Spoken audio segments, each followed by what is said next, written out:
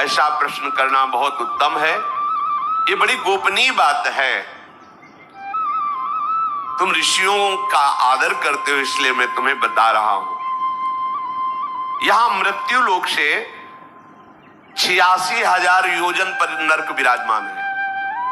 अब ऐसे मार्कंडे जी कह रहे गुप्त बात है, तुम संतों पर श्रद्धा रखते हो इसलिए मैं तुम्हें बता रहा हूं। यमलोक 86,000 योजन, 1 योजन 4 कोश।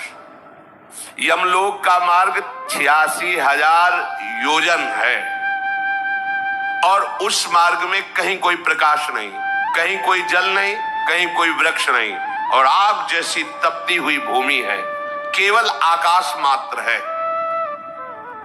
बड़ा भयंकर मार्ग है। और कितनी मिनट में इसको तय किया जाता है जानते? 2 घड़ी 48 मिनट और मार पड़ती ऊपर से। 48 मिनट में इतनी दूरी तय की जाती है। यातना दे, मरना है नहीं उस देह में। जैसे पांच भौतिक देह तो मर जाएगा, लेकिन यातना दे नहीं मरेगा। काट दोगे फिर भी नहीं मरेगा, काटा फिर जुड़ गया फिर, क्योंकि इसे भोगना है।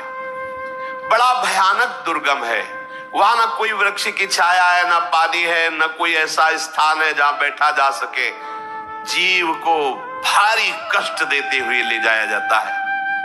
यमराज की आज्ञा से भयंकर कष्ट देने वाले, एकदम कठोर स्वभाव वाले, चाहे पुरुष हो या स्त्री हो या बालक हो या बूढ़ा हो, जो यहां अपराध किया है उसका दंड भोगने के लिए उस जीव को वहां से ले जाया जाता है। जिन्होंने यहां पादुका दान की है, उत्तम साधन परायण जनों को जो दान किए होंगे उनको पादुका दान, तो उनको पादुका मिलेगी उस रास्ते में। तपती हुई आग की तरह जो मार्ग की भूमि है उसमें उनको पादुका मिलेगी। यदि वाहनों का दान किया है तो वाहन, छत्र का दान किया है तो छत्र, और यदि प्रकाश का दान किया है तो प्रकाश, अन्न दान किया है तो उसे आराम से बैठाल कर भोजन कराते हुए ले जाया जाएगा, बजाएगा नरकई। यहां प्रकाश दान करता है उसको मार्ग में प्रकाश मिलता है। जो यहां भोजन अन्न दान करता है उसको अन्न मिलता है। और जिन्होंने यहां किसी को भरपेट भोजन नहीं पवाया तो उसको भूख में, प्यास में, जैसे आपने आप पौशाला खोल दिया, कोई पानी की व्यवस्था कर दी, सैकड़ों लगाए पानी पिए, तो अगर बहुत ही पाप है, नरक जाना भी पड़ेगा, तो वीआईपी व्यवस्था आपकी रहेगी। नहीं होते जैसे वीआईपी लोग जाते हैं किसी छोटे मोटे अपराध या ऐसे उसमें, तो उनके पंखा भी लगता है, उनके लिए व्यवस्था वैसे जो ऐसे फिर नीचे टाट बिछा है उसी में, वैसे अलग अलग व्यवस्था नरक में भी होती है। जिन्होंने यहाँ किसी को भोजन नहीं, किसी को वस्त्र नहीं दिया, किसी को पानी नहीं पिलाया, कभी किसी को कोई सेवा नहीं की, नंगे, वहां कोई कपड़ा नहीं पहना जाता यातना देह में, बड़ा कष्टमय जीवन। आचार्य और बड़े बड़े महापुरुष इसका वर्णन करते हैं। जो यहां जो कुछ दान करता है उसको उस मार्ग में मिलता है। दूसरों को सुख देने की भावना ही हृदय में रखी। अगर उनसे ऐसे कोई अपराध बन जाते हैं कष्ट भोगने वाले, तो उनको बड़ी सुविधा से नरक ले जाया जाता है, बड़ी सुविधा से। एक नदी बनती है, बीच में मिलती है, जिस जो सुविधाजनक वालों के लिए पयोष्णी होती है। दुग्ध जैसा मीठा जल पान करो और आराम से पार हो जाओ।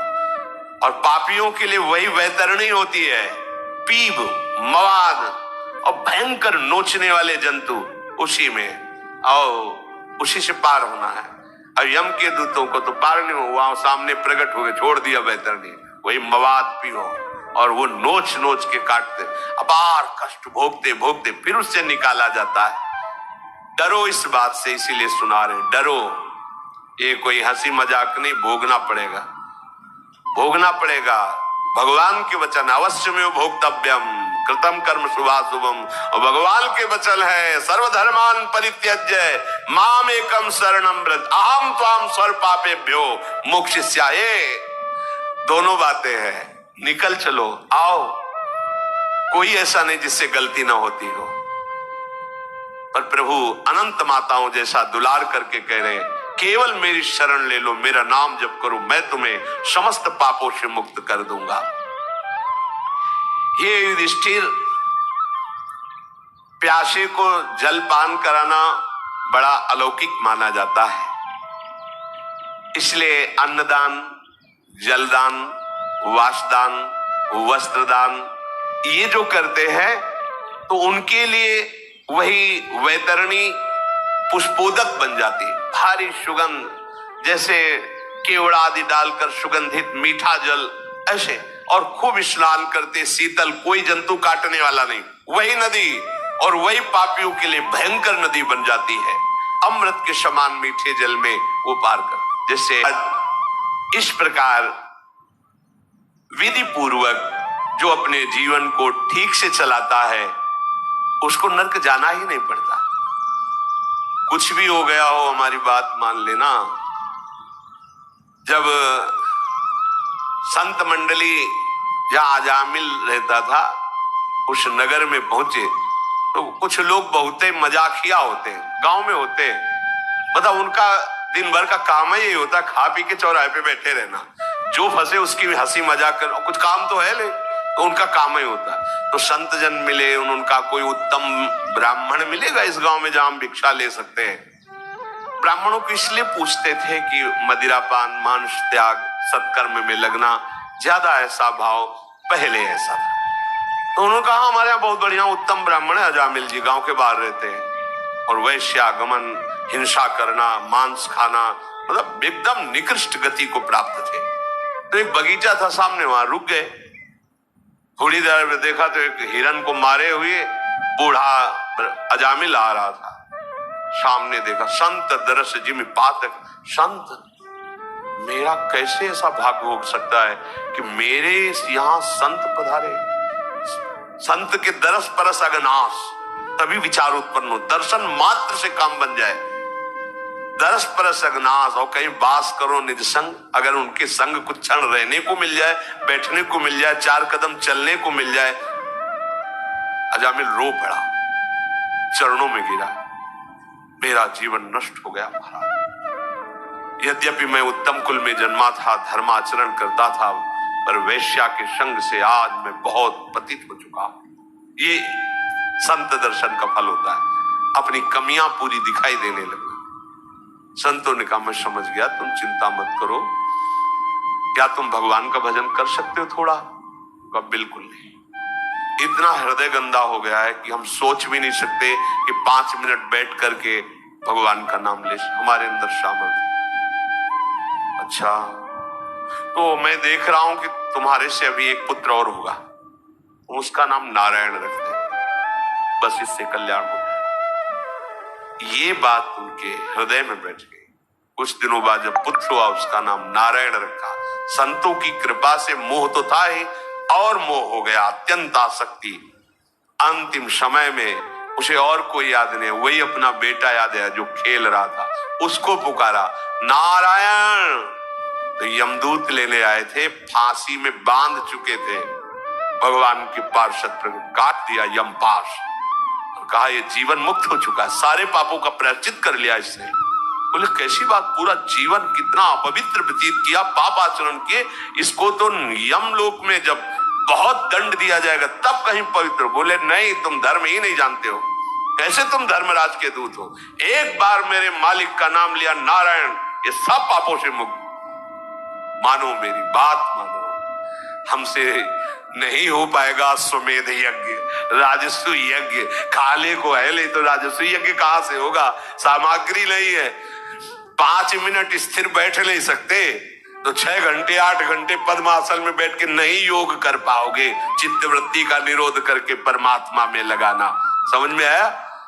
एक उपाय है केवल, राम राम कृष्ण कृष्ण हरि हरि, राधा राधा शिव शिव, जो तुम्हें गुरु ने दिया हो, जो नाम हमारे भगवान के सब नाम सामर्थ्यशाली, निहाल हो जाओगे। बात मान लो, केवल नाम नाम नाम बचा लेगा, बचा लेगा।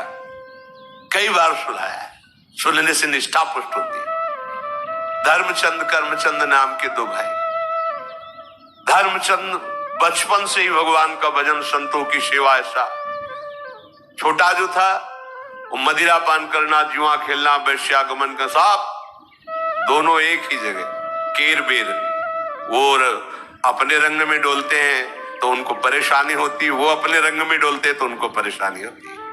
केर बेर का संग, एक परम धर्मात्मा और एक दुरात्मा। एक दिन अयोध्या से संतों की मंडली आई, उनका काम था संतों को बुला के घर ले जाना, चरण पखारना, भोग प्रसाद पवाना।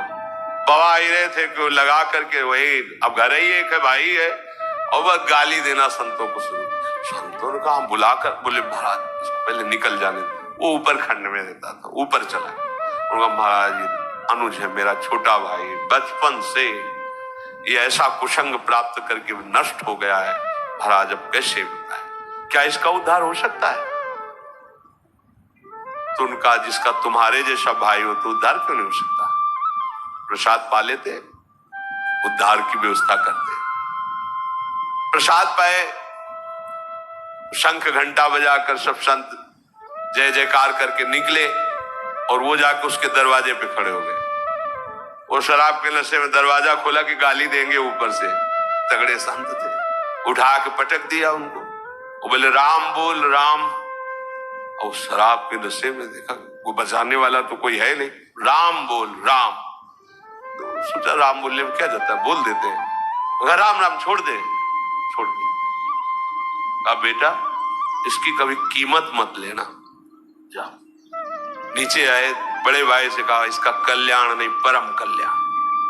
बोले महाराज उसको संतों के चरणों पर विश्वास था, वचनों पर विश्वास। महाराज आज मेरा है, अब ये कुछ भी करे। कुछ ही दिनों में उसे कैंसर हुआ, मरा।